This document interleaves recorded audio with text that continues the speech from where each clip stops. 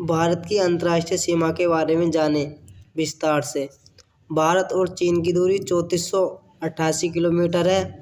उसके बाद भारत और नेपाल 1751 किलोमीटर है। भारत और भूटान 699 है।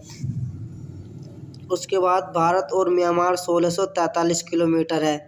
भारत और बांग्लादेश 4096 है। इधर भारत और अफगानिस्तान 106 किलोमीटर है। भारत और पाकिस्तान 3323 किलोमीटर है। ये भारत के महत्वपूर्ण राज्य हैं, इनसे सटे हैं। वीडियो पसंद आए तो चैनल को लाइक एवं सब्सक्राइब करें। जय हिंद, जय भारत।